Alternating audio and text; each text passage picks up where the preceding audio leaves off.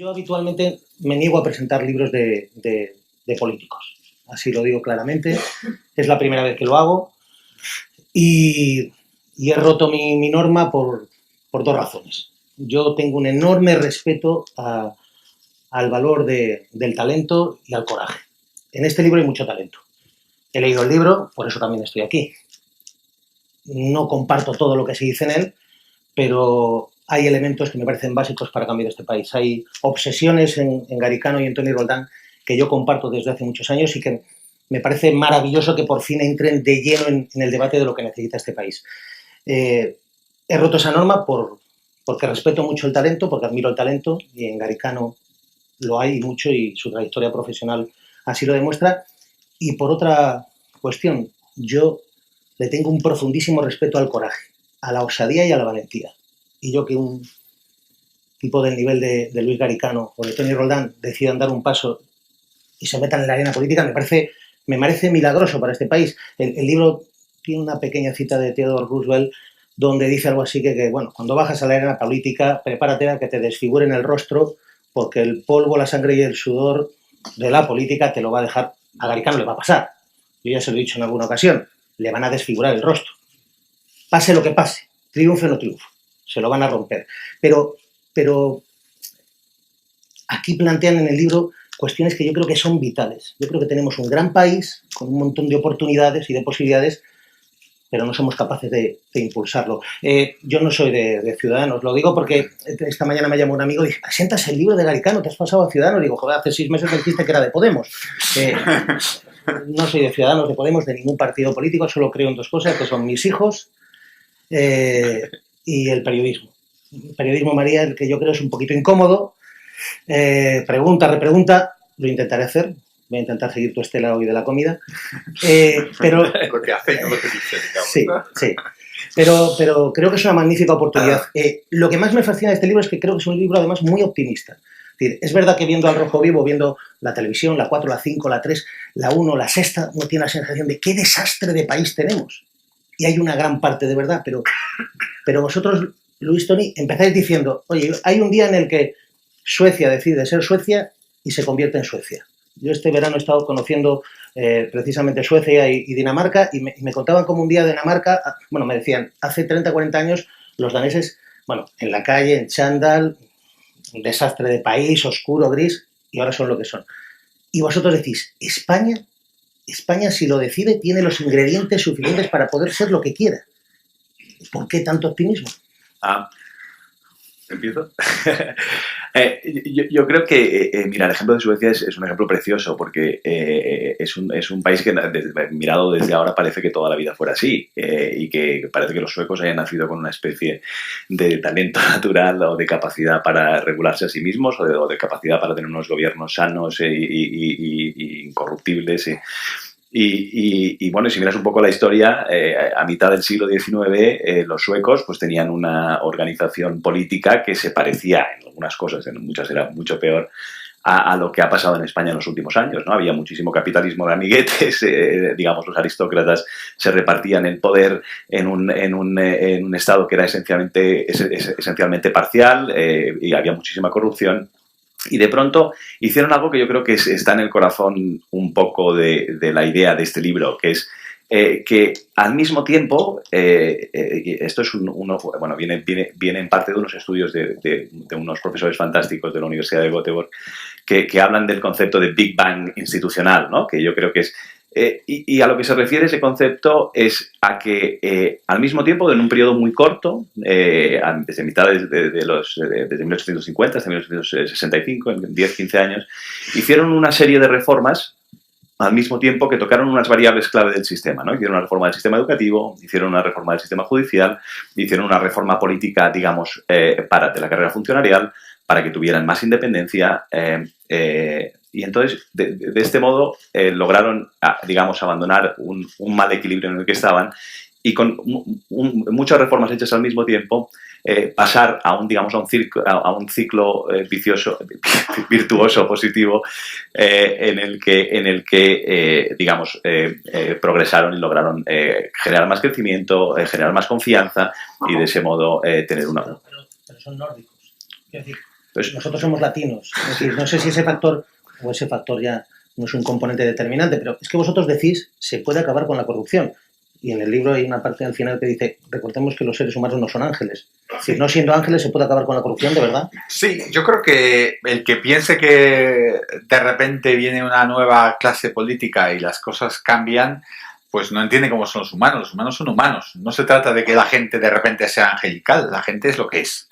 Y lo que cuando uno ve un tesoro del PP, otro tesoro del PP, otro tesoro del PP, que los tres han tenido lo mismo, el tesoro de convergencia, que le ha pasado lo mismo, los del PSOE, que les ha pasado lo mismo, y dices, hombre, aquí puede ser que sea mala suerte o puede ser que haya un sistema que no funciona. Y nuestra visión es que realmente lo que pasa es que es un sistema que no funciona, que tiene los incentivos mal y que hay una serie de cosas clave que hay que cambiar para que esto cambie. Básicamente yo resumiría en la idea de la partitocracia, ¿no? Los partidos descienden como verdaderos ejércitos de ocupación, lo ocupan aquello desde el Tribunal Supremo Constitucional hasta la jefatura de enfermería o la gerencia médica, etcétera, de cualquier hospital, hasta todo, y a partir de ahí, digamos, se pierde completamente la imparcialidad, que es la clave de una administración que funcione, una administración que es imparcial y que es capaz, la justicia, los reguladores, etcétera, que es capaz de actuar no en favor de los poderosos, sino en favor del interés general. Entonces, yo creo que eso nos ha pasado en más países latinos, efectivamente, desgraciadamente, pero yo creo que no es nada genético nuestro. O sea, yo no creo que haya nada que diga, oye, no sé, hoy por la mañana ponías un vídeo que era de morirse del año 91 en el programa, que era de Jordi Pujol diciendo, bueno, es que hay una picaresca en España, parecía ahora, visto desde atrás, parecía que estaba diciendo, bueno, esto es lo que pasa, ¿no? Yo creo que no es eso lo que pasa. Yo creo que no tiene por qué pasar. Y yo creo que si las reglas están, la gente las va a cumplir. Y creo que hay dos casos que a mí me gusta mucho comentar, y muchos me lo habéis oído decir en alguna ocasión, que son cómo cambió la forma de conducir de los españoles y cómo cambió el comportamiento con el tema de fumar en lugares públicos, que a mí, sinceramente, me habían parecido siempre cosas innatas de España. ¿Cómo vamos a dejar de fumar si es que en los bares está gris de humo que se puede cortar, ¿no? Bueno, pues se acabó. Se acabó de un día para otro. Y se acabó lo de conducir como locos. Entonces, yo creo que en este caso está maduro. O sea, yo creo que aquí hay un proyecto que está, digamos, bien armado, con un líder de primera, y hay un deseo de cambio enorme en la sociedad. Cuando juntas esas cosas, yo creo que sinceramente tienes elementos para poder hacer este Big Bang de que habla Tony, decir, oye, no vamos a tocar una cosa, vamos a pensar en ¿cómo hacemos una justicia independiente? ¿Cómo hacemos los interventores de los individuos independientes? ¿Cómo hacemos los reguladores independientes? ¿Cómo hacemos todas estas cosas a la vez? Pero ya. Un partido político es capaz de eso, porque todos los partidos políticos que conozco tienen un sentido brutal del poder, porque el principal objetivo de un partido político es ganar las próximas elecciones. Estamos de acuerdo. Y para eso es la ocupación del poder. Y ahora decís vosotros, ¿somos ciudadanos angelicales? No. Que ni Barbie llegan aquí. No, pero no. Y yo creo que precisamente en eso es probablemente la diferencia fundamental que tenemos con Podemos. Sí. Quiero decir, nosotros no aspiramos al poder per se, aspiramos a cambiar las cosas. Aspiramos, no es cambiar unos políticos por otros, es precisamente eso, es cambiar los incentivos de fondo del sistema, la politización excesiva de los reguladores. Eso significa menos poder para ciudadanos y a lo mejor perder las siguientes elecciones. Bueno, nuestro objetivo es cambiar las cosas y conseguir acercarnos un poquito más a ese modelo danés o sueco del que hablamos. Yo no creo que tengamos aquí ninguno y tú lo decías al principio, yo creo que sí hemos dado el paso para venirnos a hacer cosas y meternos en política es precisamente porque creemos en lo que hacemos, no porque queramos tener un asiento en ningún sitio, porque queramos tener un coche de no sé qué ni acceder a nada, ¿no? Es porque realmente creemos que esos son los cambios que necesita España. A mí lo que por ejemplo, es muy interesante esa reflexión que hacéis en el libro respecto a la corrupción. China, las leyes más duras, es decir, hay condenas perpetuas y cadenas perpetuas a los políticos o responsables públicos que pequen de corrupción. Dinamarca, los castigos son absolutamente leves y, sin embargo, en China la corrupción está a la orden del día y en Dinamarca no. ¿Por qué? Bueno, yo creo que es una idea, los economistas hablan de algo que llaman el capital social, ¿no? Y el capital social es esta idea de confianza, este capital que acumulamos de confiarnos en los demás y de todos saber que todos nos vamos a comportar de una cierta manera y que hay un rechazo social a ciertos comportamientos. Si todos tiramos el papel en el suelo, no hay nadie que te mide mal si tiras el papel del suelo, lo seguimos tirando y el que no lo tira, pues hombre, es bobo porque se va a buscar una basura 10 metros a tirarlo. Si estamos en una cultura en la que no se tiran papeles, pues el que lo tira pues se encuentra con 15 miradas que lo miran mal, ¿no? Entonces, esto es el tipo de cosa que uno dice, bueno, pero esto es que los nórdicos son así, nosotros nunca seremos así. Nosotros creemos que realmente los valores sí que pueden cambiar y que en China, efectivamente, como no tienen los valores por muchas normas que pongan, no lo van a cambiar, que el cambio requiere cambios de valores y cambios de normas, las dos cosas. Pero que cuando uno hace un cambio realmente sistemático, como el día del fumar, ¿no? A partir de este día vamos a hacer cosas de esta manera. Cuando uno ejemplifica, cuando uno hace todo el esfuerzo por educar y por explicar, y cuando uno realmente cambia a la vez una serie de variables clave, yo creo que sí que puede aspirar a que la sociedad, cosas que ha considerado normales hasta ese momento, que oye, ya se ha terminado, si es que estamos ya todos hartos de leer estas cosas, por favor. Si es que ya, o sea, yo creo que la gente ya tiene un nivel de concienciación de estas cosas que ya no está dispuesta a que siga igual. Tengo alguna duda. Cuéntame.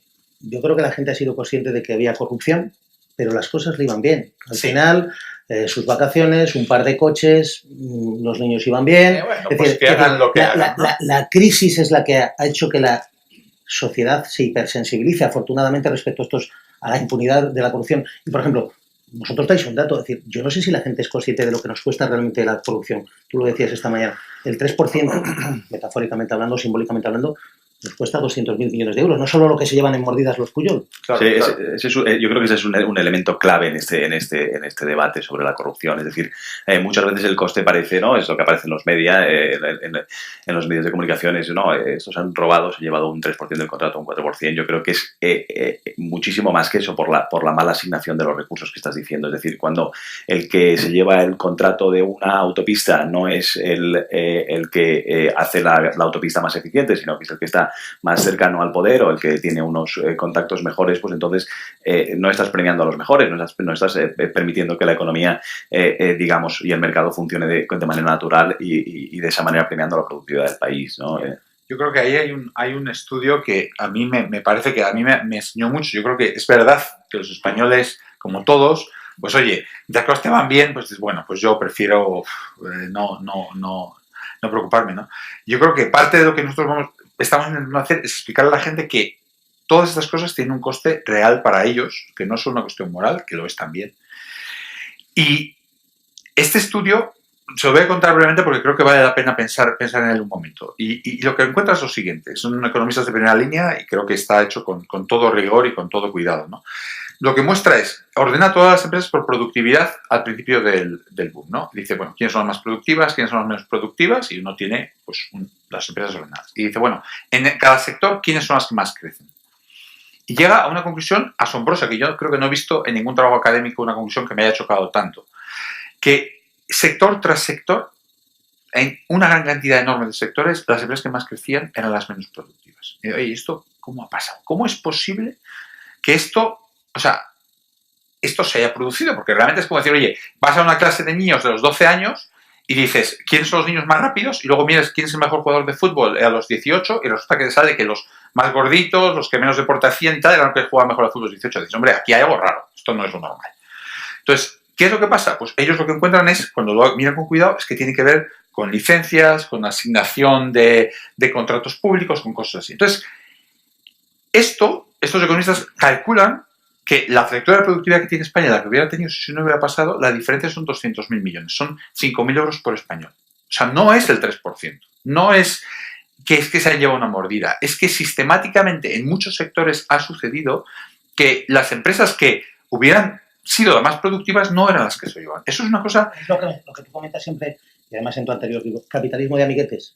Pues sí, yo ¿Tú creo crees que... este libro le va a gustar al IBEX 35? Como dice que Ciudadanos están amigos del IBEX 35, yo no sé si algunas cosas de estas le van a gustar al IBEX 35. Yo creo que el IBEX 35, sinceramente, a las empresas que tengan, que hagan las cosas bien y que estén mirando al futuro y compitiendo en el mercado, le tiene que gustar que haya un país con seguridad jurídica, con mejor educación, etcétera.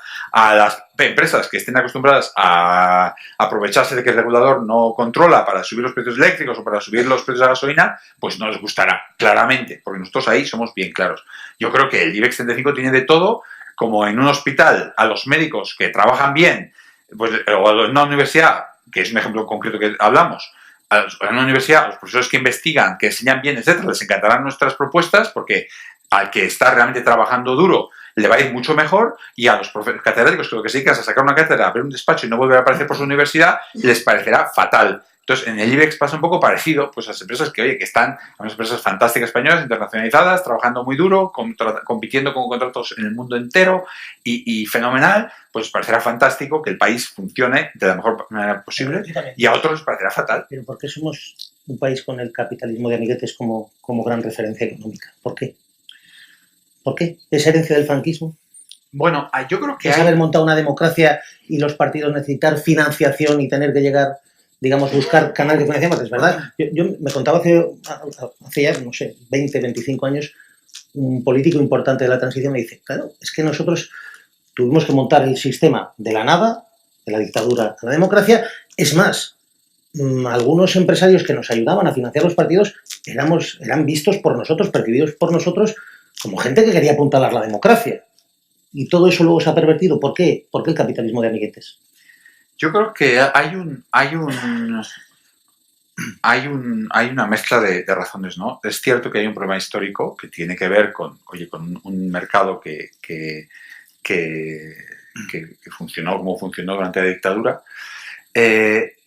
Y yo creo que ha habido una falta, a la hora de construir las instituciones, ha habido una falta de vigilancia y una falta de cuidado por los partidos políticos. Yo creo que al final el punto clave ha sido la partitocracia. Yo creo que los partidos no han buscado, o sea, tenemos ahora el problema del Tribunal Constitucional, que no es un problema que trataríamos en nuestro libro, ¿no? Pero los partidos han jugado con la legitimidad del Tribunal Constitucional y ahora todos nos sorprendemos de que el Tribunal Constitucional la gente no lo crea.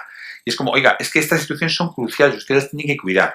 Entonces, los partidos no han tratado de separar, de hacer la justicia e independencia. Esto no lo digo yo, lo dice Adam Smith, ¿no? Adam Smith dice, oye, es lógico, la gente quiere maximizar beneficios y usted tiene que poner las reglas en el mercado. Y varios competidores dentro de un área no van a competir, sino que se van a poner de acuerdo si pueden. Y usted tiene que evitar eso. O sea, al final el capitalismo necesita reglas, ¿no? Todos sabemos cómo se ponían los precios de la prensa hace años en España. Todos sabemos cómo en todos los sectores se ponían los precios como se ponían, pues con colusión.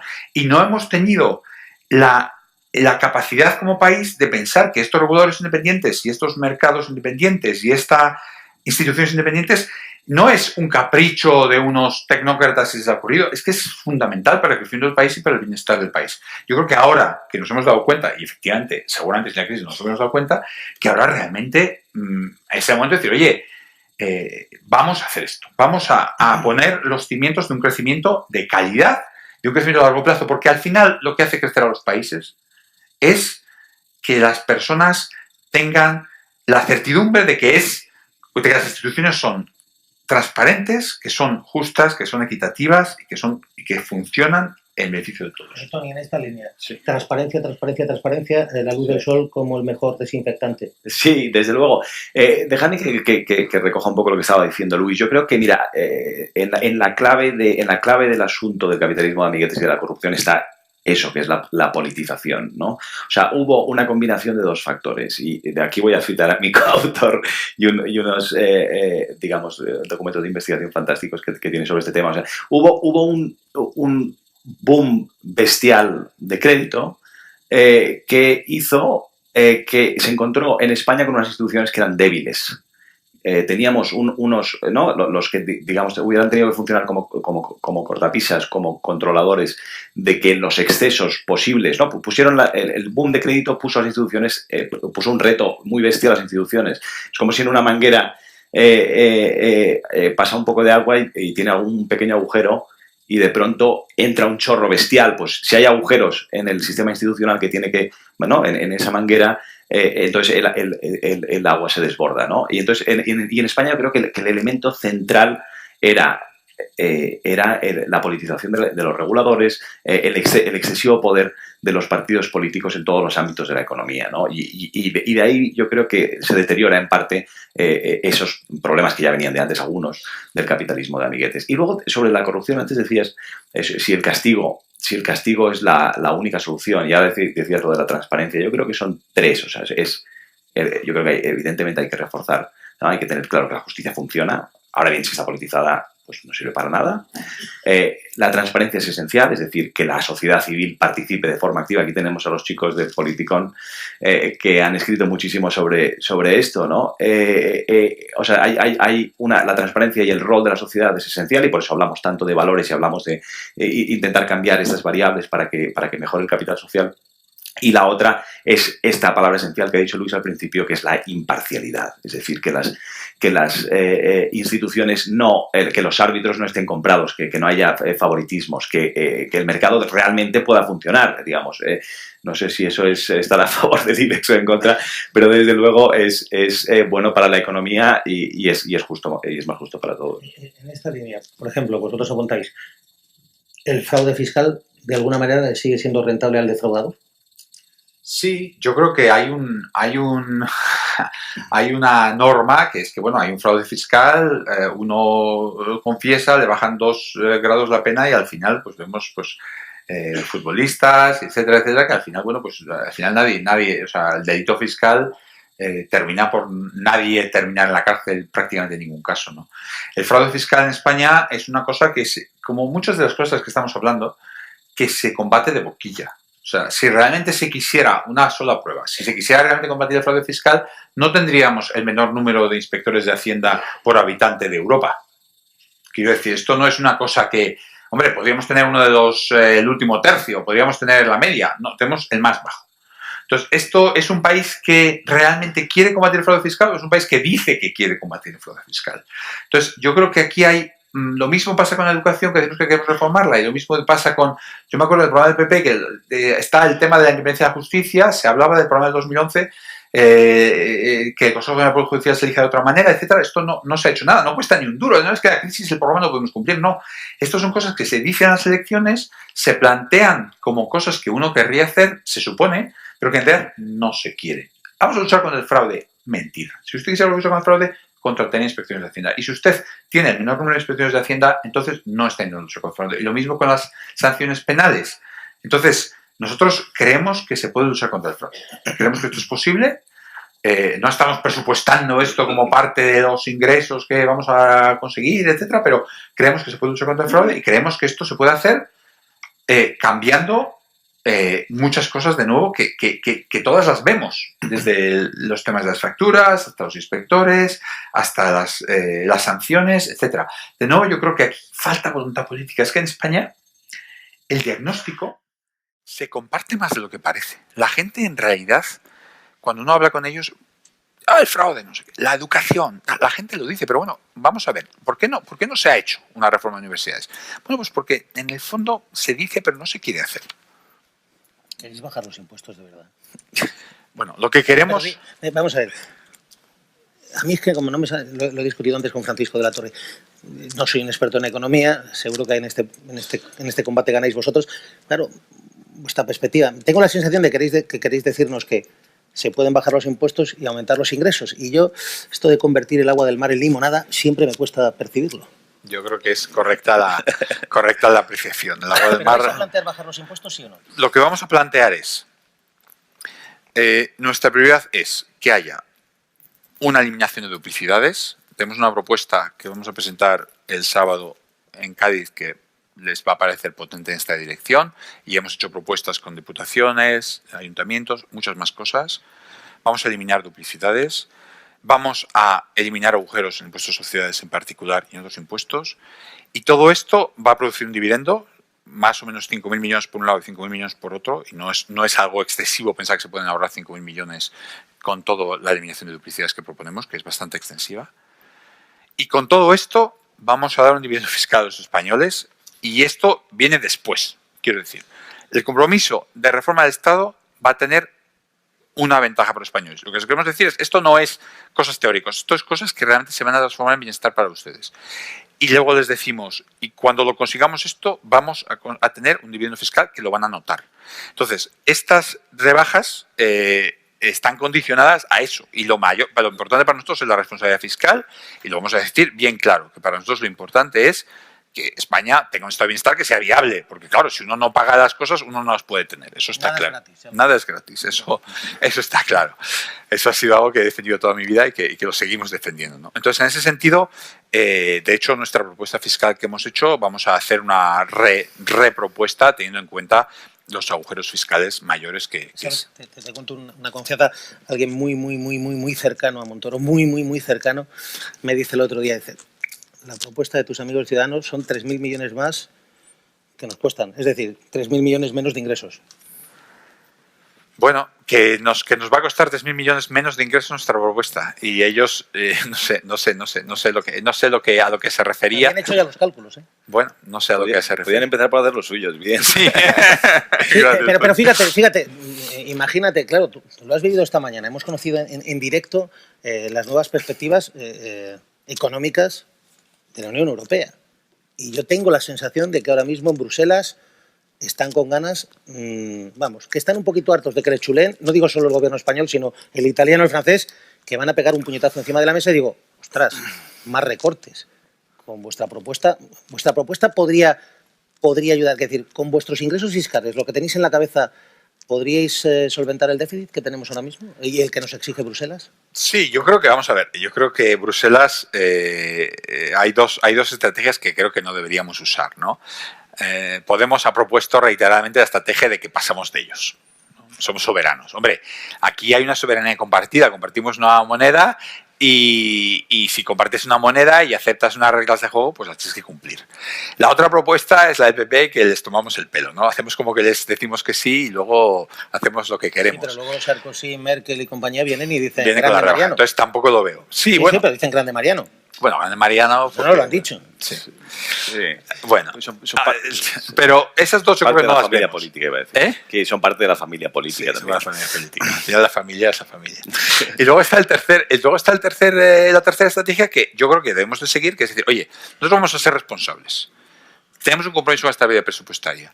Y tenemos unos planes que van a realmente mejorar el mercado de trabajo, el sistema educativo y eliminar corrupción y problemas en el funcionamiento del Estado en España.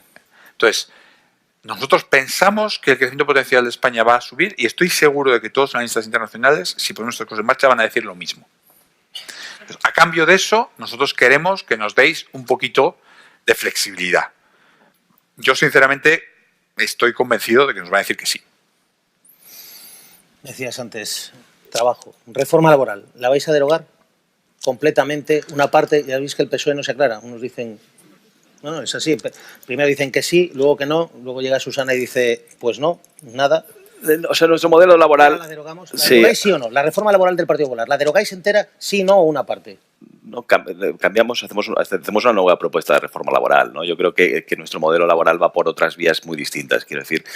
Tenemos esencialmente tres pilares principales, Antonio, que son claves y están en el centro de nuestro programa, ¿no? El primero es el contrato único, el segundo es el complemento salarial y el tercero son las políticas activas, es decir, esos cerca de 3 millones de personas que básicamente están excluidos ahora del mercado laboral porque llevan más de un año sin trabajar, ¿no? Que han sido abandonados porque directamente no existen o son extremadamente ineficientes nuestras políticas activas ahora y de formación, ¿no? Después está el segundo punto que decía, que es el de la precariedad, es decir, esos digamos, el complemento salarial para ofrecer un salario digno a los cerca de 7 millones de personas que... 7,5 decís, ¿no? Sí, en el libro, la última EPA se ha actualizado, hemos actualizado un poquito y es un poco menos, ¿no? En cualquier caso, hay un enorme problema de precariedad en España debido al sistema que tenemos ahora que produce una rotación enorme. Los trabajadores con contrato temporal entran y salen permanentemente del mercado de trabajo, con lo cual, al final del año, estos cerca de 7 millones no logran llegar al salario mínimo a pesar de estar trabajando. Eso es lo que es la pobreza laboral, ¿no? El complemento salarial lo que hace es complementar... Pero me parece, Toni, casi una propuesta, no te voy a decir espíritu Podemos, es decir, respira lo de la renta básica. Podemos dice renta básica, lo ha dicho así, hay un filósofo belga que vosotros apuntáis aquí, que defiende la renta básica como un derecho universal del ser humano. Como idea y como concepto es un concepto estupendo. Vale, lo que pasa Podemos lo plantea claramente, decís inviable. El Partido Socialista también se ha apuntado ahora, vosotros decís inviable. Y planteáis este complemento salarial, es decir, gente que trabaja, pero que es pobre que no llega al salario mínimo, por decirlo de una manera, que tendría un complemento que paga el Estado. Yo digo, ¿cuánto cuesta esto? Bueno, en la proyección... ¿Lo habéis calculado? Sí, bueno, hemos hecho muchísimos cálculos y te aseguro que tenemos un equipo de economistas fantástico y unos Excel estupendos. Sí. O sea, yo creo que en la proyección que hacemos es del 0,7% del PIB, que son 7.000 millones. Comparado con la oferta inicial, bueno, ya hace mucho tiempo escribí un artículo en El País. ¿Salen? ¿De dónde salen esos 7.000? Bueno, Luis hablaba antes de los ajustes que vamos a hacer, esos dos, ¿no? De duplicidades, eliminar duplicidades en la administración y burocracia, que son 5.000, y otros 5.000 de los agujeros que existen ahora, ¿no? En esta especie de queso Gruyère, que es nuestro sistema impositivo, ¿no? Que, particularmente en el impuesto de sociedades, ¿no? Otros 5.000. Entonces, ahí de esa manera equilibramos las dos partes, ¿no? Pero hay una diferencia esencial entre la renta mínima garantizada que ofrecía Podemos. Bueno, la primera es el coste y el complemento salarial. La primera es el coste. Yo te decía que escribí hace mucho tiempo este artículo en el que intentaba hacer un mínimo cálculo de lo que costaría ofrecer una renta mínima a los cerca de 15 millones de trabajadores que no trabajan, ¿no? Cerca de 15 millones de personas que no trabajan. El cálculo salía por encima del 10% del PIB. Ahora han hecho unos ajustes, no sabemos muy bien cuál es la oferta definitiva que hacen, pero en cualquier caso, tienes el complemento salarial tiene una gran ventaja, que es que incentiva mucho el trabajo. Es decir, tú ofreces un complemento por tener un salario digno, con lo cual, y además tiene una parte creciente al principio, que es decir, que si tú ganas un poco, cobras, pero si ganas un poquito más, cobras más. Con lo cual tú tienes incentivos para seguir en el mercado. Bueno, hay tres... Lo digo, es muy americano, siempre se lo planteo a Garicano porque me lo contó hace mucho tiempo cuando me dijo, voy a lanzar esta idea. Me parece muy interesante, pero aquí a lo mejor el empresario dice, pongo un salario bajo que ya se encargue el Estado de complementarlo.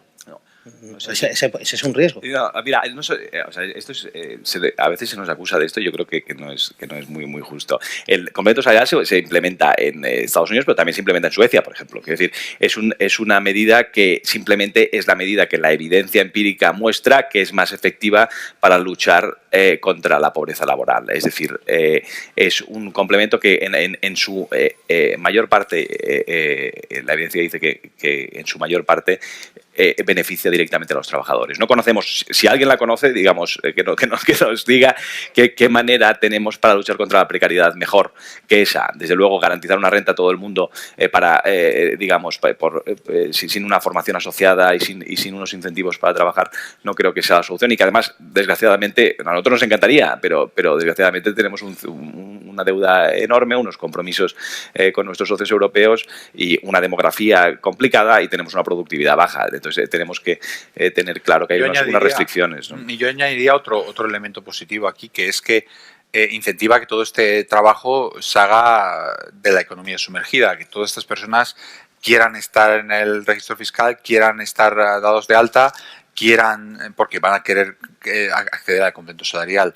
Yo creo que es una medida que es eficaz, que es una muy buena medida de lucha contra la pobreza, que va a ayudar a mucha gente, pero que les va a ayudar a ayudarse a sí mismos, no les va a sustituir lo que ellos hagan. Y en ese sentido, creo que es una medida que tiene una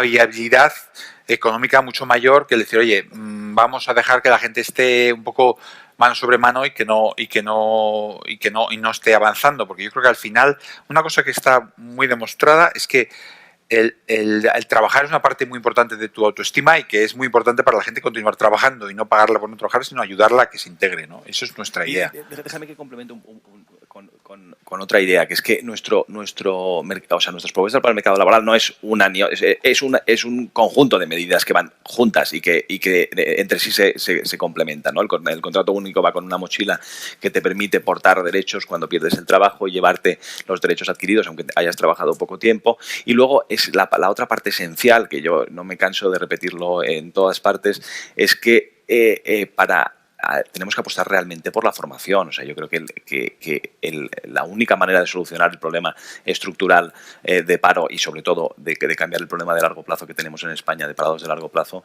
es apostar realmente por una formación que funcione, por unas políticas activas que funcionen. Ahora mismo, hasta ahora, como ha funcionado es un poco como un merendero. Los cursos de formación hasta ahora, bueno, Andalucía, Galicia, Madrid. Pues por eso digo, como un cachondeo. Vosotros decís, una especie de formación a la carta de los parados. Sí, ¿Por qué a la carta? Básicamente la idea es que el dinero, en vez de ser distribuido a unos empresarios, asociaciones de empresarios, asociaciones de sindicatos, que al final lo han usado como sabemos, el dinero va directamente al trabajador, que tiene un bono de formación y que él decide, de acuerdo con un menú de cosas que puede aprender, él decide dónde ve que sus propias habilidades encajan con ayuda seguramente de unos perfiles que tendrá que tener el INE, porque una cosa que realmente la gente no sabe, y a mí de verdad que me asombra, después de tantos años de desempleo que ha habido en España, el INEM todavía no tiene la capacidad para hacer los perfiles de los parados. O sea, el INEM no sabe si un parado tiene esta formación y ya ha tenido este trabajo en el pasado, o si este otro parado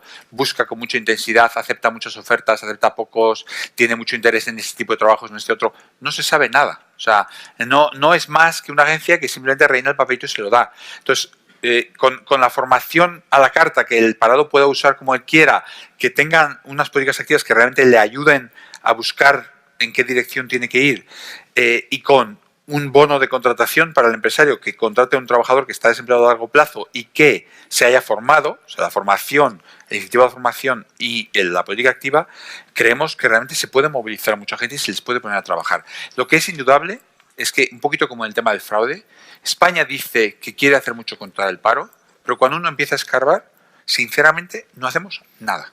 Pagamos el cheque y se terminó. No hay políticas activas dignas de ese nombre en este país. No hay absolutamente ningún esfuerzo por saber nada de los parados, y la formación, no les tengo que explicar lo que ha sido. O sea, la formación ha sido absolutamente inexistente, ha costado mucho dinero, pero no ha existido. Entonces, ser un nido de corrupción. Es un nido de corrupción. Sí, Entonces, por eso cada vez que hay una crisis, España es uno de los países que más sufre. Es decir, los índices de paro cada vez que hay una crisis en España, es que, vamos, nuestros vecinos, nuestros vecinos no llegan ni a la mitad. Nunca llegan, ni una vez han llegado, y nosotros hemos llegado 3 veces al 20% de desempleo. Yo creo que esto es una cosa que cuando alguien nos dice, bueno, la crisis, el tal, digo, bueno, vamos a ver, ahora se está hablando de recuperación y hay 5 millones de personas en el paro. Es que es una cosa que no tiene ni pies ni cabeza. O sea, hay otros países que no llegarán al 22% de paro en toda su historia. Entonces, aquí hay algo sumergida. No, ¿También? Yo creo que cuando yo he preguntado a las personas que están realmente en los datos, que los elaboran en el INE, en el Banco de España, oye, de verdad, esto todo el mundo fuera piensa que esto no puede ser. Han hecho estudios en los que auditan los datos. Mandan a gente realmente a ver a seguir a la persona que ha dicho que está desempleada para ver qué pasa. Porque realmente ellos también estaban preocupados que hacen estadísticas. Y la gente que las sabe te dice, mira, estamos midiendo exactamente el mismo concepto que en otros países. Esto es de verdad desempleo. Esto es de verdad paro. Entonces, ¿qué pasa? Pues pasa que el mercado laboral tiene este mecanismo de ajuste salvaje, que es la temporalidad. O sea, aquí de repente hay muchísima gente que está rotando, muchos jóvenes que están cambiando de trabajo 6 meses sin poder. Eso da también el turismo y es un elemento esencial de nuestra economía. Totalmente. Hay un elemento de estacionalidad en la economía que te da una cierta temporalidad. Pero también es cierto que hay una temporalidad muchísimo mayor que la que está justificada por el sector turístico. Que hay temporalidad, trabajos temporales a porrillo. Les voy a dar un ejemplo que es que no se van a poder creer. Pregúntenlo la próxima vez que vayan al hospital.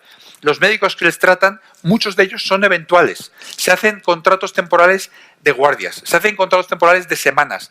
Hay médicos que están eventuales 5 años. Y digo, bueno, pero si está prohibido, ¿cómo lo hacen? Yo no lo sé. Tendré que preguntar a los hospitales que me lo expliquen. Están años y años y años con contratos encadenados. Entonces, eso es que es estacional. ¿Estacional? ¿La medicina? Si es que la mayoría de los trabajos se están haciendo de esta manera. Entonces, ¿qué pasa? Pues tenemos un mercado laboral que tiene un segmento que está completamente lleno de litigiosidad, que es rigidísimo, en el que no se puede hacer nada prácticamente, y otro segmento que está completamente desprotegido y en el que la gente no se puede labrar un futuro. Los jóvenes no pueden conseguir contratos que les permitan conseguir una hipoteca, no pueden casarse, no pueden hacer su vida. Entonces, ¿qué pasa? Pues que de repente la economía empieza a caer. En otros países empiezan a decir, oye, vamos a negociar con los trabajadores para que trabajen menos horas, vamos a modificar salarios, vamos a modificar condiciones. Aquí, simplemente a medida que va bajando la actividad, los contratos temporales no se renuevan y no se ajusta de ninguna otra manera. Todos los demás ajustes no se producen. Los demás ajustes simplemente no se usan. Entonces, ¿qué pasa? Pues que todo el mundo a la calle y Y de repente, oye, una economía que no tiene ninguna productividad, la productividad no crece años y años y años, tiene un boom de productividad 2 años. 2 años en los que de repente se ha echado a todo el mundo. Digo, vaya forma de crecer la productividad a base de poner a toda la gente en la calle. O sea, es una economía realmente. Yo creo que nos hemos acostumbrado, como cuando nos acostumbramos al boom, que nos acostumbramos a las grúas y ya ni las veíamos. Nos parecía lo normal. Esto es lo mismo. Esto no es normal. En ningún país del mundo pasa y no tiene por qué seguir pasando. Y nuestro problema en ese sentido, esa ambición y ese positivismo, María, que tú dices que somos muy negativos, yo creo que es un discurso muy positivo, porque nosotros pensamos que estas cosas que aceptamos como el tiempo, como que en Inglaterra llueve, en España hay paro, corrupción y más sistema educativo, ¿no? Pero Luis, María yo creo que hoy en la comida te ha lanzado un mensaje que está ahora mismo muy hondo en muchísima gente. Es decir, estamos hartos de que los políticos digan "y tú más". Bueno, yo no he dicho "y tú más" nunca, No, que sí, yo sepa. Sí, yo digo los políticos en general. Sí. Tú sabes que eso es una de las maldiciones de este país. Sí, sí. Y tú más. Es decir, vamos a cambiar esto. Totalmente. Yo creo que nosotros hemos dicho que la educación no se va a resolver sin un pacto nacional por la educación. Que creemos firmemente que hay que instalar una cultura de diálogo y de pacto en temas fundamentales constitucionales, que no es mi área, pero saben todos ustedes que Ciudadanos ha impulsado en Cataluña todo el tema de que los partidos constitucionalistas se unan. Creemos que hace falta una política de pactos nacionales en toda la lucha contra la corrupción, etcétera. O sea, creemos que se trata de dialogar y de estar juntos. Y yo, sinceramente, lo he dicho, tengo máximo respeto por mucha gente en el PSOE y en el PP, y hay mucha gente que quiere cambiar las cosas, y creo que lo que se trata es de, y en Podemos también hay gente que quiere cambiar las cosas en una buena dirección, o sea, yo creo que se trata de unir fuerzas. Nosotros creo que tenemos 2 características que nos hacen necesarios. Uno, venimos sin mochilas. Yo no tengo que tener, Albert Rivera no tiene que tener a una persona de una diputación que le esté diciendo "oye, tío, ¿cómo vais a quitar las diputaciones si tenemos aquí a 60 afiliados?". Eso no es así. No nos pasa en esta diputación, digo, porque cada una de las habitaciones habrá 60, o sea que en total habrá, pues, no sé, unos cuantos. No tenemos, entonces, en sentido de cambio, creo que nos pueden creer que queremos cambiar, a pesar de que he dicho que los humanos son humanos, queremos cambiar porque realmente, o sea, es nuestra posición, es lo que queremos hacer, no tenemos ninguna mochila que nos pare. Y además, creo que somos sensatos, creo que queremos cambiar de una manera que es razonable y que está en consonancia con lo que se hace en el resto del mundo. Que casi todas las políticas, a veces la gente se aburre y me dice, ya está bien, que os digas cómo se hace esto en Holanda y cómo se hace esto en Dinamarca y tal. Pero bueno, es que yo lo que quiero ofrecer a la gente es que estas cosas, todas estas cosas se pueden hacer, que estas cosas no son una locura, que estas cosas no son una ocurrencia, que estas cosas simplemente hay que aceptar. Hay que tener la ambición para España de que esto no es como la lluvia en Londres, que esto puede cambiar. Luis, ¿vas a ser sincero? Bueno, venga, lo voy a intentar. ¿Qué prefieres? ¿Ministro de Economía, de Industria o de Educación? Venga, tiro, en ABC el otro día decían que de Industria y Turismo. Tus rivales piensan que quieres ser de Economía. Venga, di la verdad. No, yo lo que quiero es... Yo creo que de Educación, fíjate. A mí me parece la educación el tema más importante que hay en España. Sabes que coincidimos en esa obsesión. Yo llevo años soñando con que un líder político diga: quiero hacer de España el país número 1 en la educación, quiero hacer de España el país de los maestros, porque yo creo que eso cambia, el país de los maestros y la cultura. Llevo años soñando con ello. Todavía no he encontrado a un político que lo diga, pero a lo mejor se produce el milagro. Por ejemplo, este gran pacto de la educación que tú planteas y que nunca ha sido posible en España. Esto de vivimos en el mundo Google. Los niños se mueven en el mundo Google y seguimos trabajando con memoria de datos. Mira, hay un señor que está entrando al que se lo puedes preguntar en vez de... No, te lo pregunto a ti. Ah, bueno. El problema fundamental para el país es el problema clave para nosotros es la educación. Yo creo que es el problema clave, yo creo que es el problema que más importancia tiene, pero obviamente yo personalmente ayudaré en todo lo que haga falta para que este proyecto salga adelante. ¿Le puedo decir una cosa a Albert Rivera? Es que le acabamos de preguntar si prefiere ser ministro de Economía, de Industria y Turismo o de Educación. No se ha mojado mucho, pero... por ejemplo, Tony, interesante cuando decís, ¿cómo se estudiaría Carlos Marx en España y cómo se estudiaría en Estados Unidos, ¿no? Es decir, eso de En Estados Unidos el planteamiento sería, bueno, Carlos Marx y la casta política. Aquí sería materialismo histórico. No, o sea, mi experiencia en la universidad española es bastante triste, realmente. O sea, a mí digamos, me recuerdo ir a clase y que me dieran unos apuntes escritos a mano, a una clase de macroeconomía, escritos a mano por el profesor, y que me dijera, bueno, esto es lo que entra mañana en el examen.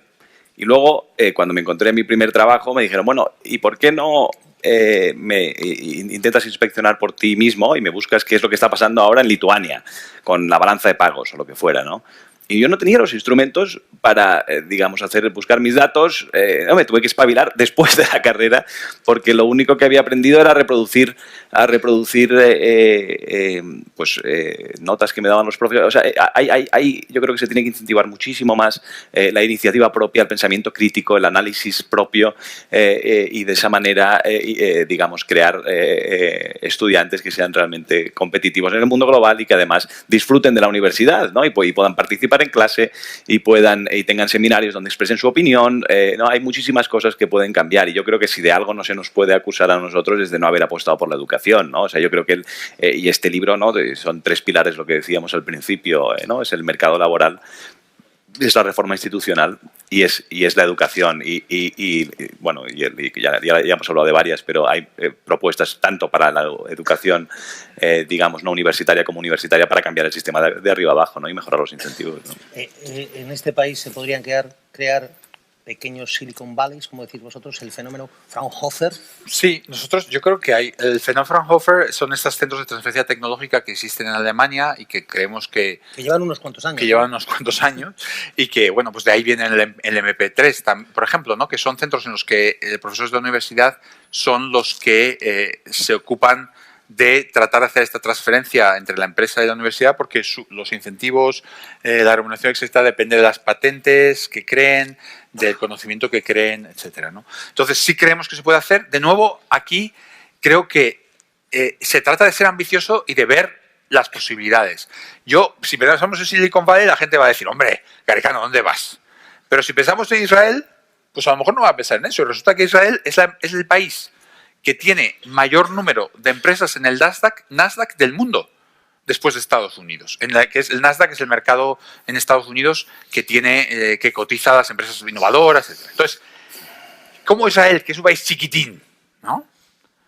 Que está en la misma latitud que España, que los israelitas los ves y son como nosotros, más o menos, ¿no? También mediterráneos. Son unas máquinas, ¿eh? Bueno, son unas máquinas. Pero quiero decir que, oye, ¿ellos qué han hecho? Pues oye, han puesto unas políticas de capital riesgo, han puesto tienen una prioridad absoluta de la educación, 2 de las universidades, o varias de las universidades israelíes son de las mejores del mundo, y tienen, efectivamente, formas de transferir la tecnología a la universidad y financian toda esta toma de riesgo por parte de los emprendedores y ponen a los emprendedores en el centro. Israel lo hace. ¿Por qué no nosotros? Y de nuevo, todo nuestro programa en ese sentido y toda nuestra acción y nuestro pensamiento de este tema es que no tenemos que conformarnos, que no tenemos por qué aceptar estas cosas. No tenemos que aceptar este mercado laboral, no tenemos que aceptar el problema educativo y no tenemos que aceptar esos problemas de corrupción. Y yo creo que entre todos somos capaces de cambiarlo. Yo creo que hay un momento en el que se fundan muchas cosas, un momento realmente histórico. Yo creo que es un momento maravilloso que estamos viviendo todos. Yo, sinceramente, lo siento. Es un momento en que tenemos un proyecto político y un proyecto económico realmente bien armado. Y un líder estupendo. Un líder que realmente es capaz de ponerlo en marcha. Tenemos un equipo que creo que les vamos a demostrar a todos que realmente está capacitado. Y tenemos lo más importante, un país con ilusión para cambiar y con ganas de cambiar. Sí, y si juntas el proyecto y el país, yo creo que se pueden hacer muchas cosas. Quieres apretar el botón rojo para poner en marcha una especie de Big Bang institucional, ¿no? Como lo definís en el libro. Está Albert Rivera, ¿eh? Si lo tienes que hacer, ¿con quién prefieres hacerlo? ¿Con el PP o con el PSOE? Bueno, yo creo que la mejor forma de hacerlo es con Albert Rivera. Y creo que los votantes deberían saber que si realmente quieren que estas cosas pasen, pues no pueden pensar, hombre, pues le damos un poquito a Albert Rivera para que empuje a que pase. Profesor, le tendrán que dar a él la capacidad de ponerlas en marcha. Profesor, ¿con Álvaro Nadal o con Jordi Sevilla? Yo Creo que la experiencia que hemos tenido todos es que hasta ahora, en estos 3 problemas cruciales para España, ninguno de los dos han tenido mucho interés en cambiar. Entonces yo creo que realmente sí... De momento parece que solo no vais a poder. Bueno, vamos a intentarlo. Bueno. Vamos a intentarlo. Yo creo que, como dijo un pensador español, imposible es solo una opinión. Gracias, Antonio. Yo creo que estamos disfrutando de un estupendo debate. Pasamos a las preguntas del público a continuación y la verdad es que Antonio me lo ha puesto dificilísimo porque les has planteado ya prácticamente todo. Yo iba quitando por aquí papeles todo el tiempo, voy a intentar sintetizar y me disculpan si junto varias preguntas a lo mejor, pero han surgido algunos temas, ¿no? En general lo que se plantea es profundicemos un poco más, salgamos de un poco un discurso digamos más general sobre algunos temas y entremos más a fondo. Y se plantean cuestiones de educación, instituciones, justicia, sanidad y de la economía, principalmente, ¿no? Comenzando por el sistema educativo, ¿no? Ahí, tanto por las redes sociales como en varias de las preguntas han surgido cuestiones en todos los ámbitos, propuestas para la universidad, cómo potenciar el verdadero activo del sistema educativo que son los profesores. Todo el mundo lo dice, están todas las reformas, pero se siguen sintiendo abandonados por el sistema cuando son el eje fundamental sobre el que bascula el sistema educativo, muchas cuestiones. El sistema de becas, ¿qué propone Ciudadanos en materia de becas? Defienden el bono escolar, entienden que el sistema de competencia entre instituciones educativas y bono escolar que permita elegir a los ciudadanos es el modelo que debe prevalecer. Por supuesto, profesores universitarios, un montón. ¿Qué vamos a hacer? ¿Qué pasa con la NECA? ¿Cuáles son los sistemas que propone para la evaluación del profesorado? Puedo seguir con más, porque hay muchísimas preguntas sobre el sector educativo, pero creo que si podéis afinar un poco sobre las propuestas específicas en materia de educación, lo agradeceríamos. Bueno, vamos a ver. La reforma de las universidades es una prioridad absoluta para España. Sé que efectivamente he visto a muchos profesores, colegas, profesores universitarios. Aquí creo que la solución tiene una pinta que está bastante reconocida en Europa, porque es la que se usa, pues se usa en sistemas que funcionan, como Suiza, como Suecia, como el Reino Unido, como Holanda, que consiste en que las universidades tienen autonomía verdadera, esto quiere decir autonomía de personal y financiera, o sea que realmente no es solo que haya una autonomía ficticia, pero que pueden crear grados por su propia cuenta, pueden contratar, pueden fijar salarios. Cuando una universidad extranjera le hace una oferta a un profesor, se reúne con el rector y discuten el salario y discuten si quiere venir o con qué condiciones, etc. Un rector con capacidad de decisión, un rector con verdadera capacidad para exigir y para nombrar, etcétera, que sea nombrado por un patronato externo, que sea nombrado por algo que realmente le exija cuentas, y una financiación. Entonces dice, bueno, pues todas las universidades se van a convertir en que ahí el rector hace lo que da la gana y los estudiantes y todo el mundo se dedica a dividir la vida con diversión. No. Una financiación, por lo menos en parte, que esté condicionada a resultados. Es decir, queremos que la financiación de investigación se haga de forma competitiva, que se evalúen los departamentos por una agencia externa, preferentemente, sinceramente, mi opinión, y esto no se puede mencionar ni está en el libro, pero sería mi opinión, fue una agencia con profesores extranjeros, porque en España sabemos cómo termina funcionando todo, que evalúe la investigación y que diga en el Reino Unido hay 4 niveles, es investigación de nivel excelencia internacional, investigación internacional, investigación de nivel nacional e investigación que ni llega, ¿no? 4, vale. Entonces, oye, investigación de excelencia internacional concentra la mayor parte de la financiación. Si hay un departamento, yo recuerdo que está en Valladolid, yo no lo sabía, lo descubrí muchos años después. En la Universidad de Valladolid resulta que había un departamento de matemáticas que es uno de los mejores de Europa. Había un señor que se llama Sancerna, que era el rector, que luego fue rector, pues como pasa en la Universidad Española siempre, el profesor que mejor enseña, es el que mejor investiga, es el que más trabaja también en funciones administrativas, o sea, en realidad al final hay 3 o 4 personas que hacen todo el trabajo de todos, ¿no? Pasa en la sanidad pública, pasa en todas partes. Bueno, pues ese departamento es un departamento de excelencia, recibe una financiación adicional por ser un departamento de excelencia, tiene una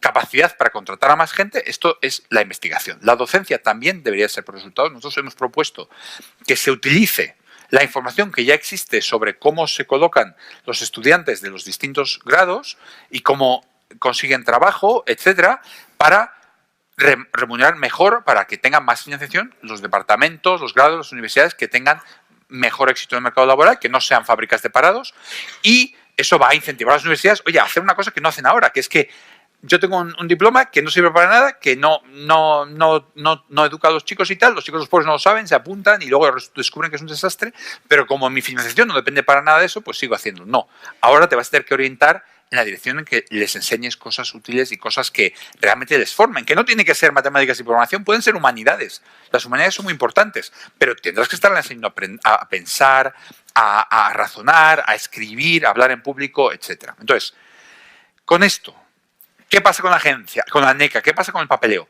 Yo, una cosa que me horroriza cuando hablo con los profesores españoles es la caja que tienen con cursillos que han hecho, ¿no? Van acumulando cursillos y van acumulando diplomas y van acumulando cosas. Esto no tiene ni pies ni cabeza. En este mundo, la evaluación de los profesores, de la administración de los profesores se hace en 5 minutos. O sea, simplemente hay que ver las publicaciones que tiene y el impacto que tienen. Y para eso, por ejemplo, Google Scholar, uno lo escribe el nombre del profesor en Google Scholar y salen las citas, punto. Eso es tirado. Se hace en 30 segundos. Entonces, la evaluación es muy sencilla de hacer en la universidad. La evaluación de la docencia se puede usar usando los datos que tenemos en la seguridad social, sobre empleo, etcétera, etcétera. Entonces, ¿esto qué va a hacer? Que las universidades, compitan entre sí por los estudiantes y por los profesores, que se desenvuelvan para hacer las cosas lo mejor posible, que se especialicen, que busquen su nicho. Esto es como funcionan las universidades en todo el mundo. Y esto es un sistema muy sencillo que además elimina toda esta burocracia de ANECA, que permite a los profesores concentrarse en su trabajo, que elimina el nepotismo, porque claro, yo le puedo dar un trabajo a mi primo, pero si al final le doy un trabajo a mi primo y este no sabe lo que hace y me va a costar a mi financiación, pues a lo mejor me lo pienso 2 veces. Entonces, todo eso es muy importante y todo eso supone que el elemento principal del crecimiento a medio plazo en el país, que son las ideas y el conocimiento que la universidad genera para la sociedad, se produzcan como se tienen que producir. Y ahora mismo no está sucediendo. Tony, ¿algún comentario? No, ya. Yo creo que podemos estar con esta pregunta, si me dejas. Sin parar. Sé que tenéis un papel de 30 páginas ahí perfectamente detallado. Pues pasemos al tema de la justicia, otro tema fundamental, ¿no? El discurso generalmente aceptado es que la justicia necesita medios, ¿no? La cuestión es, hay varias preguntas. ¿No necesita nada más? ¿Cómo plantea Ciudadanos aumentar la seguridad jurídica en España? ¿Cómo va a mejorar el acceso a la justicia?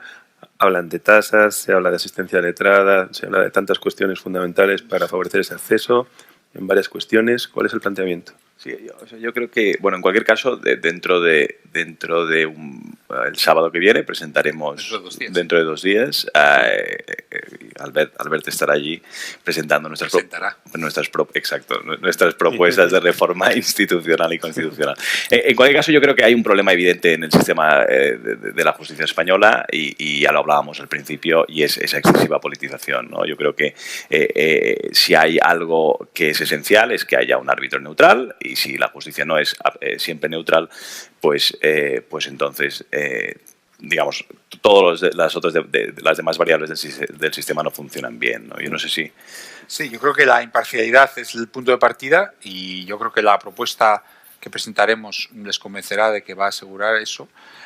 Respecto a lo que decimos en el libro, pues de temas de medios, yo creo que todos esos temas son también cruciales, pero yo creo que al final el componente que más nos falta es la seguridad jurídica y el que al final la ley se cumpla. En España hay muchas leyes, hay una diarrea legislativa por parte de todos los organismos autonómicos, nacionales, españoles, etcétera.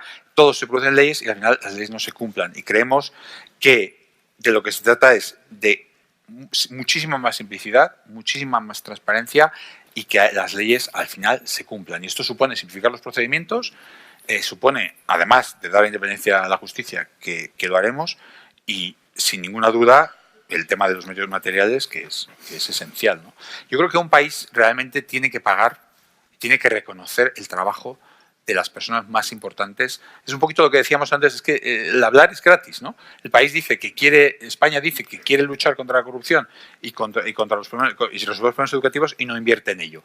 Y un poquito en este sentido, España tiene que dedicar sus recursos a el tema de la justicia, la educación, la sanidad. Esas son las materias clave y realmente España en ese sentido pues no está poniendo todas las prioridades donde las tiene que poner, y creo que la justicia es con la educación la prioridad, ¿no? Hay muchas preguntas también sobre la organización del Estado que propone Ciudadanos, ¿no? muchísimas. Muchas tienen que ver con el tema de las diputaciones. Hay preocupación, por ejemplo, Rafael García Valdecasas nos preocupa quién se ocupará de los pueblos pequeños, de sus infraestructuras, ¿no? Pero bueno, en general, por sintetizar un poco las cuestiones, hay dos planteamientos. ¿Cuál es ese modelo de organización del Estado que propone Ciudadanos? Y por otra parte, en el ámbito concreto de las autonomías, el planteamiento es... ¿tiene Ciudadanos en su agenda la posibilidad de recuperar competencias del nivel autonómico, dado el éxito, siguiendo otra de las cuestiones centrada en el ámbito local, que ha tenido recuperar ciertas competencias de control sobre las corporaciones locales por parte de la Administración Central, ¿no? Mira, y el éxito que esto ha producido. En el tercer asunto no voy a entrar porque es una cuestión constitucional que corresponderá a la prestación que haga Albert de las propuestas de los expertos constitucionales. En el tema de duplicidades sí que querría entrar, y en particular las diputaciones y los municipios, porque aquí tiene un componente que yo creo que es un tema también de eficiencia y de provisión de los servicios de la mejor manera posible. Yo creo que en Ciudadanos pensamos, y nosotros pensamos, que los servicios se tienen que proveer al nivel mejor, más eficiente para los ciudadanos. Pensamos, por supuesto, que los municipios pequeños tienen que tener sus fiestas, sus alcaldes del municipio y todas sus cosas, obviamente, pero que realmente la forma de proveer esos servicios no es al nivel de un municipio demasiado pequeño, sino es a un nivel sostenible, y eso hay que compartirlo. Eso tiene que compartirse entre muchos municipios, los servicios tienen que estar compartidos. Al suceder eso, la Diputación pierde completamente su papel. Lo que es extraño es lo siguiente. España tenía 3 niveles de administración, que eran la provincia, la ciudad del pueblo, la provincia y el Estado. Se han ido aumentando niveles porque ahora tenemos Europa y las comunidades autónomas, pero no se ha sustituido ninguno. O sea, si las funciones se hacían antes con 3, ahora se tienen que hacer con 5. Claramente, la provincia, la diputación es un nivel redundante. Creo que, sinceramente, todas las personas que piensan en ese tema, que no tienen un cargo que dependa de la política, creo que están de acuerdo.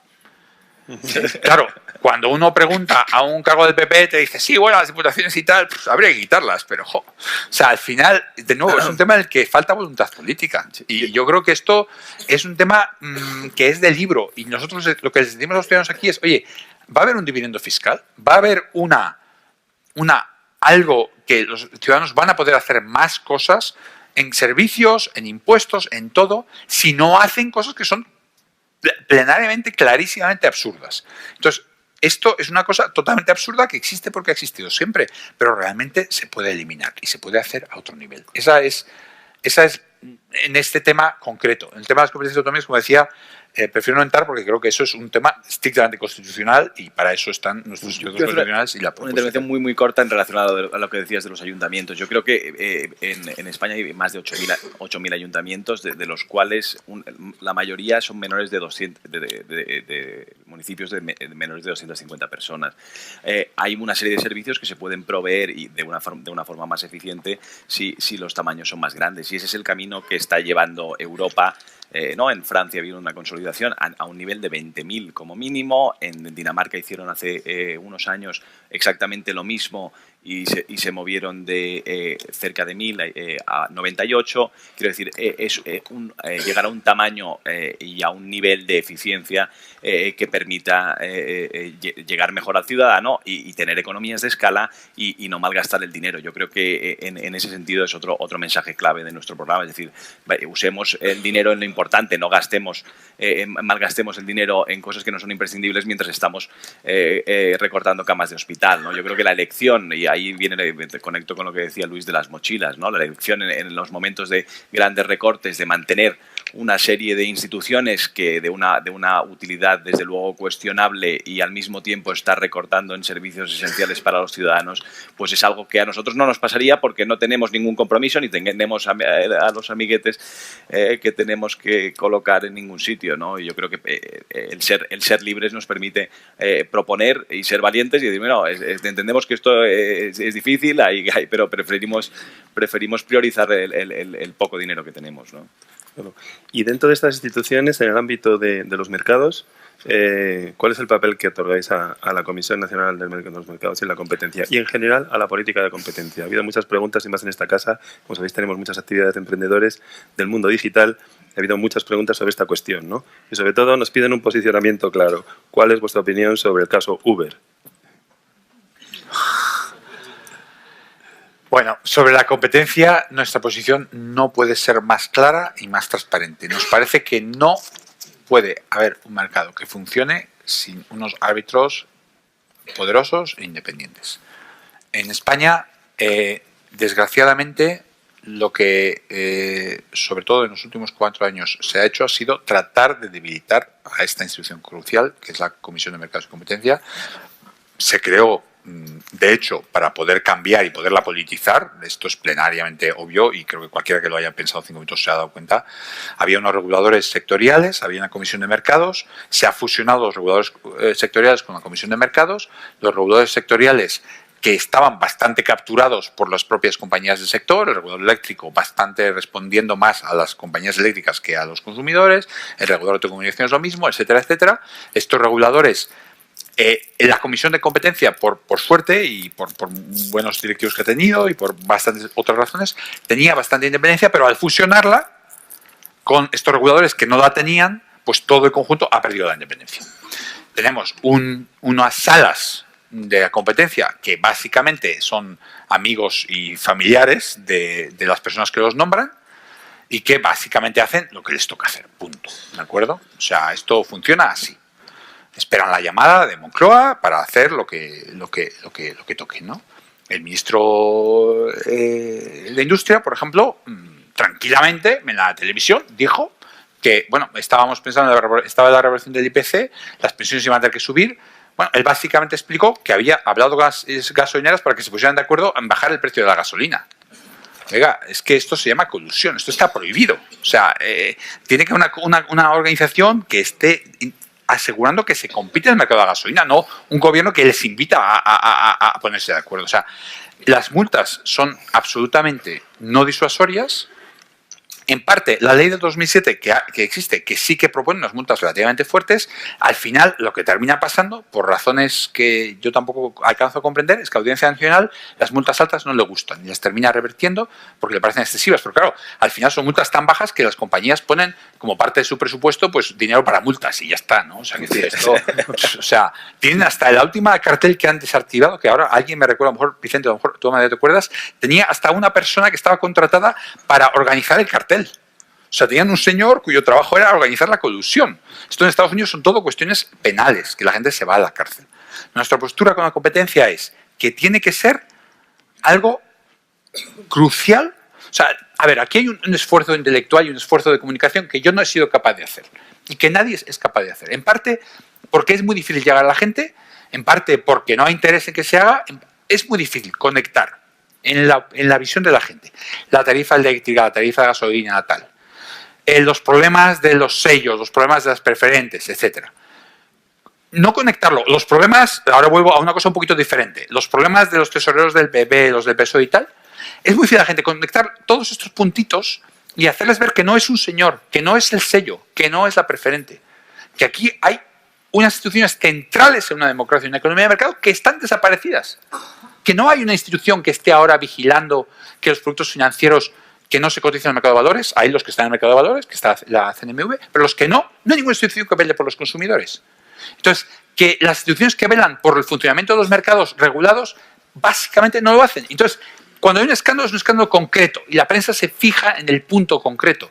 Es imposible, yo no he sido capaz, y lo voy a intentar y lo sigo intentando, es imposible conectar el escándalo concreto con un comportamiento de unos organismos que no están haciendo su trabajo. Eso es, pedagógicamente, el mayor reto de este problema y la cosa que yo, sinceramente, no he sido capaz. Porque, al final, si uno quiere comunicar cosas, tiene que comunicar con ejemplos, con historias, con tal. Y esto no es tanto el ejemplo, o sea, no es, oye, los sellos fueron un desastre. Y cuando se descubrió el desastre de los sellos, se cambió el regulador, los políticos lo cambiaron, que era la CNMV, y lo pusieron debajo del Ministerio de Economía para que siguiera. Y cuando se hundió, pues hicieron una ley para que se tapara y tal. Entonces, los sellos, todo el mundo está convencido de que aquello de la FINSA y del Fórum Filatélico fue un desastre, pero nadie entiende cuál era el problema regulatorio. Y las preferentes, lo mismo. Y la factura, lo mismo. Entonces, que necesitamos árbitros independientes, que hay que montar un escándalo increíble cuando se nombran los consejeros de la CNMC y son el director de tesis de uno, el no sé qué, el tal. Eso, claro que sí, pero ese escándalo no se produce y la gente no tiene esa conciencia. ¿Y cómo vamos a conseguir cambiarla? Pues a base de dar la tabarra y de explicarlo y de decirlo todas las veces que haga falta y de tratar de convencer a la gente que el capitalismo requiere unas instituciones muy fuertes para funcionar, requiere unas instituciones neutrales y requiere, es como una planta que hay que regar y cuidar, no es una cosa que uno pueda decir, bueno, pues no nos importa y luego vamos a descubrir lo que nos ha pasado luego. Quedan dos cuestiones y muy rápidamente, porque hemos dicho que hemos cerrado a las 8:30 y casi hemos agotado el tiempo para el debate. Quizás en cuanto al sector sanitario, ¿cuáles son las líneas generales del proyecto de Ciudadanos, ¿no? La reforma del sector sanitario? Y en segundo lugar, ¿cómo van a luchar contra la economía sumergida? Bueno, el sector sanitario no es algo que hayamos tratado en nuestro libro. Realmente, el grandísimo éxito del estado de bienestar español, igual que he criticado la educación, el grandísimo éxito del estado de bienestar ha sido el sistema de salud.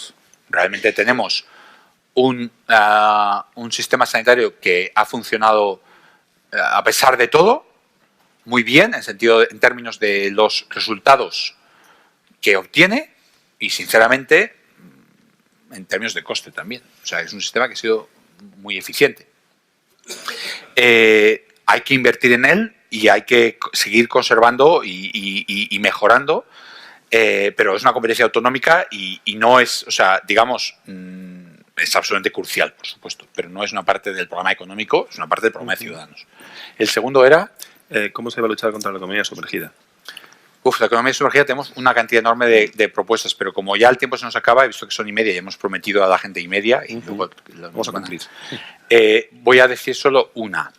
Las facturas, existen una forma de hacer la imposición sobre los negocios pequeños que consiste en estimar unos módulos que son, por ejemplo, el tamaño de la peluquería, cuánta gente hay, etc. Esto tiene mucho sentido para una peluquería, porque uno no sabe cuántos ingresos tiene, entonces dice, bueno, tantas sillas, tantos impuestos, punto. Pero se utiliza también para las relaciones entre empresas.